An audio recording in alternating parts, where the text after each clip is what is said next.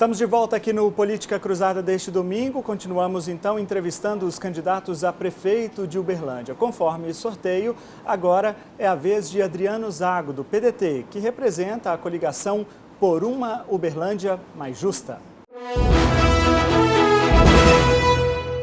Adriano Zago tem 47 anos, é casado e pai de 2 filhos. Advogado, hoje ele é estudante do curso de História da UFO. Está no 3º mandato de vereador e diz que a principal bandeira do trabalho parlamentar dele é a defesa pelos direitos humanos. Zago já foi candidato a deputado federal e disputa a prefeitura de Uberlândia pela primeira vez. A vice da chapa é a professora Sônia Santos. E a gente já está aqui então com o candidato Adriano Zago no nosso estúdio. Candidato, seu tempo começa a contar a partir de agora, são 25 minutos. Seu plano de governo fala em reduzir a quantidade de secretarias municipais de 15 para 10. O senhor já fez um levantamento de quais as pastas que serão extintas caso o senhor seja eleito? Bom dia. Bom dia, Danilo. Bom dia, população de Uberlândia. Sim, nós integraremos a Secretaria de Governo com a Secretaria de Finanças, com a Secretaria de Administração, bem como a Secretaria de Planejamento, com a Secretaria de Trânsito. E também tiraremos a Secretaria de Desenvolvimento de Ciência e Tecnologia junto com a de Educação. São essas 5 secretarias. Agora, o senhor também fala no plano de governo em uma reforma tributária municipal. E aí o senhor menciona lá o seguinte, que em Uberlândia o sistema atual prejudica o potencial de arrecadação. Mais adiante o senhor fala que o norte para essa reforma seria uma taxação única, uma taxa única. Eu queria que o senhor explicasse para a gente como é que vai funcionar essa reforma tributária municipal, como é que funciona essa taxação única, considerando que nós temos 3 impostos municipais, o ISS, o ITBI e o IPTU, como é que vai funcionar isso? Lembrando que, primeiro é preciso diferenciar taxas de impostos. Quando a gente fala de taxa única, é uma taxa global para todos os serviços que são prestados pela prefeitura. Porque hoje, para você protocolar um requerimento, uma reclamação na prefeitura, cada taxa é um valor. A taxa única é nesse sentido. Os impostos é uma outra coisa. Então não tem nada a ver uma coisa com outra. E lembrando, o nosso sistema tributário, ele é muito arcaico, não é eficiente na cobrança, não há uma cobrança eficiente e o município perde com isso. Nós não estamos falando de majoração de impostos, nós estamos falando de eficiência na cobrança, porque lembremos, uma prefeitura, um estado, a União, a sua fonte de receita são os impostos arrecadados. Então, a nossa intenção no nosso plano de governo é melhorar a eficiência na cobrança dos impostos. Agora é importante, candidato, a gente esclarecer isso, porque lá no plano de governo fala que o norte da reforma tributária municipal que o senhor está propondo é a taxa única por conta dessas várias taxas que o senhor acaba de mencionar. Bom, as taxas municipais, elas representam um valor ínfimo no orçamento do município. O grande problema e a grande questão dos tributos municipais estão nos impostos. Aliás, inclusive do próprio ITBI, que sofreu um reajuste nas alíquotas em 2013. Eu quero saber o seguinte, o que o senhor vai fazer, sendo que o norte é a tributação, a taxação única, mas o que vai fazer? Vamos reduzir impostos? Qual é a proposta prática dessa reforma? Repito. Taxa e impostos são diferentes. A eficiência na cobrança.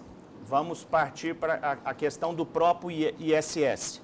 A fiscalização, o corpo humano de fiscais da prefeitura é muito reduzido. Nós temos que implementar um sistema um software de cobrança, como acontece hoje já no governo federal e também no governo do estado, para melhorar essa eficiência. A questão do próprio IPTU, que agora teve uma decisão da Justiça do ano de 2017 para rever a planta de valores do IPTU, que salvo engano, é de 1984, que teve toda aquela celeuma no governo passado. Então, são questões que precisam ser aprimoradas para melhorar a arrecadação do município, sem majorar impostos. O O senhor também propõe, no ponto de vista da gestão do município, a gestão eficiente, fala-se assim no plano de governo, a criação das subprefeituras municipais aqui. E também uma proposta que o senhor chamou de Uberlândia em 15 minutos, para deixar os serviços públicos municipais mais próximos das pessoas. Então, o senhor menciona no plano de governo que um serviço público, a pessoa não pode gastar mais do que 15 minutos de caminhada para ter acesso a ele. Como fazer isso numa cidade de 700 mil habitantes e quais seriam esses serviços que iam estar tão próximos das pessoas? Essa proposta não é nova, ela já existe em cidades do porte da cidade de Uberlândia.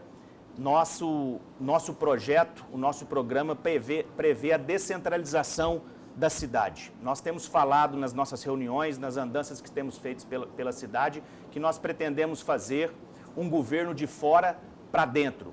Não na questão geográfica, trazer as pessoas de fora para a área central de Uberlândia. Não é isso. É na tomada de decisão ou decisões da participação da população. A questão das subprefeituras é que nos bairros, nas regiões da cidade de Uberlândia, a gente possa ter postos, né, da prefeitura para atender essa população, sem contar dentro do pilar da gestão, da proposta da agenda de gestão, que é a primeira proposta do nosso plano de governo, que é toda a inovação que nós traremos no nosso governo de fazer de Uberlândia uma cidade inteligente para acabar com a burocracia que hoje atrapalha muito a vida dos contribuintes e cidadãos de Uberlândia. Pois é, então me explica aqui, qual é o serviço, eu quero que o nosso telespectador entenda bem a proposta do senhor. Qual é o serviço que vai estar disponível próximo do cidadão a 15 minutos da casa dele? Ótimo. Hoje, para o cidadão reclamar uma cobrança indevida de IPTU, por exemplo, como foi feito aqui nos 2 anos anteriores, aqueles cidadãos que têm isenção do IPTU por morarem em residências de até 70 metros quadrados, ele tem que se deslocar lá do Lago Azul até a prefeitura para poder fazer uma reclamação de que aquela cobrança foi indevida. Tendo esse posto no local, na sua região, isso facilitaria para ele. Ou seja, a pessoa às vezes deixa de reclamar um direito porque vir até a prefeitura é mais difícil do que pagar aquilo que a prefeitura está cobrando indevidamente. É um exemplo. O senhor já fez os cálculos de quantos postos desses Uberlândia vai precisar para atender esses 15 minutos perto das pessoas? Pelo menos, num primeiro momento, como uma experiência, pelo menos em 5 regiões da cidade, esses postos, e depois a gente pode ampliar isso de acordo com a demanda. Candidato, o senhor também menciona a criação de uma casa de parto municipal. O plano de governo não esclareceu, pelo menos para a minha leitura, eu gostaria que o senhor explicasse para a gente, o que ela diferencia, por exemplo, da maternidade municipal que já existe no hospital municipal aqui de Uberlândia e do serviço de maternidade do Hospital de Clínicas, que, aliás, tem um banco de leite. É preciso, as mães aqui, as mulheres vão me entender muito bem, mas para os homens que também nos assiste, a diferenciação de um parto humanizado para uma cesárea. Quero lembrar que as 2 leis hoje existentes no município de Uberlândia que tratam da qualidade da gestante são de autoria do nosso mandato como vereador. A lei da violência obstétrica e também a lei que permite a presença de uma doula no acompanhamento do parto àquelas gestantes que escolhem esse tipo de parto. Existem também experiências no Brasil de que hoje o hospital municipal não tem uma estrutura para que essas mães possam ter o seu filho ou a sua filha de parto humanizado. Ou seja, porque leva horas, às vezes leva dias para que esse parto seja de forma normal. Então, essa casa é para acolher essa gestante. Então, nós vamos construir uma casa de parto. A estrutura do hospital municipal, do hospital de clínicas, é uma estrutura de hospital. Não é uma estrutura tão adequada para esse tipo de parto. O próprio Ministério da Saúde já tem a Rede Cegonha que incentiva o parto humanizado, isso já é aplicado no país inteiro. O que tem de diferente nessa proposta que o senhor está colocando? A diferença é a qualidade do parto. A mãe que tem a opção de escolher entre o parto humanizado e a cesárea, a qualidade de vida do bebê, menos riscos que o filho ou que a filha corre.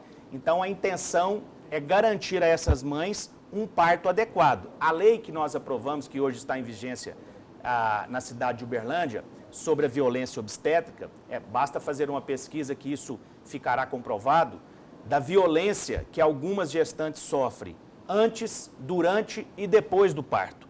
Com essa casa do parto humanizado, essas mães vão ter todo um tratamento, como o próprio nome diz, de forma humanizada para terem os seus filhos com todas as garantias que elas merecem. O senhor também propôs, agora passando para a área social, o senhor também propôs usar usar, mas o termo correto não é esse, aproveitar talvez, ou oferecer aos moradores de rua um trabalho no serviço de zeladoria das praças, limpeza de boca de lobo, galerias. Como é que isso ia ser feito do ponto de vista prático? O senhor pensa em romper o contrato, por exemplo, que a prefeitura tem com a concessionária que faz esse tipo de serviço na cidade, assumir a prefeitura essa gestão para fazer esse trabalho social com os moradores de rua? De maneira alguma. Compete lembrar que eu conheço muito dessa área de pessoas em situação de rua. Eu fui um dos responsáveis por trazer para a Uberlândia, em 2005, a Missão Vida, que é a primeira instituição em recuperação de pessoas em situação de rua do Brasil. Nós trouxemos uma unidade para Uberlândia, hoje funciona lá nas Chácaras Panorama. O que é o programa de tratamento dessas pessoas? Não só tirá-las dos vícios, das drogas, do álcool, mas devolvê-la à sua dignidade. E se devolve a sua dignidade dando trabalho a essas pessoas, que muitas das vezes não são recebidas em suas casas, né, por conta de tudo que passaram. Então, a nossa intenção é fazer parcerias com a iniciativa privada para que essas pessoas tenham um local de trabalho. Então, respondendo objetivamente a sua pergunta, é conversar com essas empresas para que abram esses postos de trabalho para receber essas pessoas. Candidato, os jornalistas aqui da TV Paranaíba também formularam perguntas ao senhor, que a gente vai assistir agora. O primeiro deles é o repórter Túlio Amâncio, repórter do Balanço Geral. Vamos ver. Candidato Adriano Zago, dificilmente nós teremos uma vacinação em massa antes do início do próximo ano letivo. Se eleito, o senhor pretende, de que forma, administrar a retomada das aulas em 2021? À vontade, candidato. A própria pergunta já responde. É sabido que vacinas estão em teste, até anunciaram em Uberlândia que até dezembro nós teríamos uma vacina. Nós torcemos para que isso de fato aconteça, mas se iniciarmos o ano de 2021 sem essa vacina e sem os números em Uberlândia caírem, realmente fica complicado o retorno às aulas, porque a prioridade nossa são vidas. Então, nós teremos que esperar o resultado desses testes que estão fazendo, e você mesmo disse, como não vai dar para testar em massa, a gente vai ter que priorizar alguns segmentos, alguns nichos de pessoas, como os idosos, as pessoas hipertensas, aquelas com comorbidades, e também a questão dos alunos. A gente vai ter que se esforçar para conseguir retornar com garantia, com segurança às aulas. A parte inicial do plano de governo do senhor faz críticas contundentes à gestão municipal exatamente no tratamento da pandemia. O que o senhor faria diferente se fosse o prefeito hoje? Essa é a pergunta que eu mais respondo durante as minhas visitas que tenho feito, tomando todas as medidas de precaução, como aqui, nós estamos distantes um do outro. Danilo, com todo respeito ao prefeito, ninguém queria estar nessa situação. Quero lembrar que eu fui o primeiro a dizer que era candidato a prefeito ainda no ano passado, em julho do ano passado, diferentemente de alguns que agora, com essa crise, se colocaram à disposição da cidade de Uberlândia. Isso é um ponto a ser refletido pela população. Eu faria o seguinte: nós tomamos medidas muito drásticas no começo da pandemia. Nós deveríamos ter feito uma testagem em massa logo no início, identificando aquelas pessoas que estavam, que foram contaminadas com vírus, fechando as entradas da cidade, como o aeroporto, bem como a rodoviária, que ficaria mais fácil de identificar a incidência da transmissão desse vírus. O prefeito, por sua vez, ele preferiu, né, logo no início, já declarar, né, ou decretar o estado de calamidade pública para que ficasse suspensa a contratação por licitação, fez aí mais de 200 contratos sem obedecer o devido processo licitatório. Então, se fosse no nosso governo, nós testaríamos essas pessoas, isolaríamos essas pessoas nas regiões que elas moram.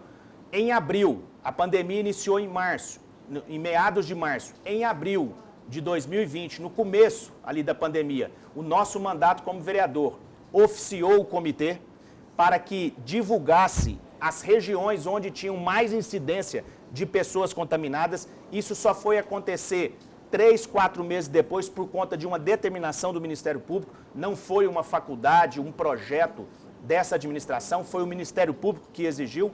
Por quê? Se nós, identificando essa pessoa que contraiu o vírus, nós fecharíamos, né, isolaríamos aquela região onde ela está morando, onde ela estava residindo, e isso, acredito, que frearia a proliferação. Agora, como os números mesmos mostram, perdemos o controle e ficamos nesse efeito sanfona. Vai, fecha, não fecha, fecha, não... Enfim, o comércio perde, as empresas perdem, a população perde. Vamos ver mais uma pergunta, então, aqui dos colegas. Agora o jornalista Nilson Braz, que é editor do Balanço Geral. Candidato Adriano Zago, por 3 mandatos, você nunca deixou de afirmar os seus valores cristãos, seja nas suas candidaturas ou na própria atuação na Câmara Municipal. Mas hoje vivemos uma realidade um pouco plural, onde existem movimentos da comunidade LGBTQIA+, movimentos religiosos diversos, movimentos negros, feministas, e uma pluralidade que é vista por parte da população como sendo movimentos que fogem desse comportamento, desses valores cristãos. Você, hoje, como candidato a prefeito, como você pretende mostrar para essas pessoas que fazem parte desses movimentos que você também pode ser o prefeito delas? Vontade. Lembrando que a cidade é para todos e para todas. Eu tenho essa experiência, eu sou o presidente da Comissão de Direitos Humanos da Câmara há 12 anos. Eu já tive junto a esses segmentos que já solicitaram o espaço da Câmara para fazerem as suas reivindicações, os seus debates, as suas audiências públicas. A minha fé, ela é de foro íntimo. Eu jamais usei a minha fé como instrumento de poder. Como dito, eu pretendo respeitar essas pessoas nos seus segmentos. Posso não concordar com suas práticas em determinados momentos, mas eu as respeito e a cidade também é para elas. Candidato, o senhor foi um vice-líder no governo do prefeito Gilmar Machado, teve uma ligação com o prefeito. O senhor se arrepende desse passado? Não me arrependo, porque tomei decisões convictas, como sempre faço na minha vida. Eu quero dizer que o arrependimento não é sinal de orgulho, não é isso. É porque acreditava no governo de Gilmar Machado. Num primeiro momento eu resisti, nos 4 primeiros meses do governo, o partido insistiu para que eu assumisse essa condição de vice-líder, haja vista que o líder à época, que era o vereador professor Neivaldo, não tinha um perfil tão técnico quanto o meu para fazer a defesa dos projetos, e eu exigi uma condição ao prefeito ou ex-prefeito Gilmar Machado para que assumisse a condição de vice-líder. Aproveito o espaço para dizer vice-líder, porque as fake news sempre tentam me associar ao ex-prefeito Gilmar dizendo que eu fui líder do seu governo. Não, eu fui vice-líder, como está na sua pergunta. A exigência que fiz ao governo Gilmar foi que eu disse a ele: prefeito Gilmar Machado, eu não defendo a pessoa do prefeito, eu defendo projetos, eu defendo ou defenderei ações. Para tanto, eu preciso participar da consecução desses projetos. Ok? Ok, essa foi a minha única exigência. Não pedi cargos, nunca fiz isso, porque não acho correto essas indicações, nunca fiz isso. nem no primeiro mandato, nem no governo do prefeito Gilmar Machado. Concordando com isso, eu tive 3, 4 experiências em que ele não cumpriu com o que havia dito. Em dezembro de 2013, ainda no primeiro ano do seu mandato, eu cheguei até ele, desejei boa sorte ao seu governo e renunciei à condição de vice-líder. Eu nunca fui associado ao Gilmar Machado. O meu partido, à época, hoje MDB, tinha o vice-prefeito e algumas secretarias, mas eu nunca participei dessas negociações do governo. Se o PT não tivesse um candidato próprio, o apoio do Gilmar seria bem-vindo na sua campanha? O apoio, ele sempre é bem-vindo. O apoio do PT e as condições que eles impõem, aí teria que ser conversado. Diante do cenário que hoje se põe, né, acho difícil. Candidato, o senhor foi um dos poucos vereadores que não foram envolvidos naquele escândalo da Câmara Municipal da verba indenizatória no ano passado. O senhor permaneceu lá e teve a oportunidade de propor ideias, projetos para resgatar a moral da Câmara. A exemplo da redução de cadeiras de vereadores, a exemplo da redução dos assessores, cada um tem 15. O senhor não quis, não teve essa oportunidade. O que aconteceu que não vingou a proposta para resgatar a moral da Câmara? Absolutamente. Eu, com todo respeito aos meus pares, esse debate para mim ele sempre foi muito tranquilo, porque eu já imponho essas medidas no meu próprio mandato. Exemplo, em 12 anos como vereador, eu nunca utilizei da quantidade de 15 assessores. E tem um dos trabalhos mais atuantes da Câmara Municipal. A população diz isso, não é eu que estou dizendo. A questão da verba indenizatória, fiz uso da verba indenizatória porque era legal, existia uma norma que permitia o uso da verba indenizatória, mas sempre economizei recursos da verba indenizatória, estando sempre entre os que mais economizaram. A questão do aumento de salário, você não citou, fui o único vereador que votou contra o aumento do salário em 2011, se comprometendo a devolver a diferença aumentada caso fosse aprovado, como foi. E fiz essa doação e continuo fazendo o que já passou de R$150 mil nos últimos anos.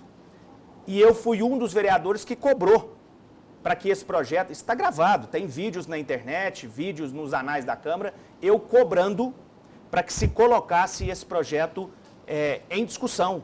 Porque diante de todo o cenário da Câmara, a sociedade esperava de nós esse debate. Então, para mim, não teria dificuldade nenhuma em fazer essa discussão. Então, eu posso falar por mim. Eu sempre defendi a moralidade na Câmara, dando o próprio exemplo.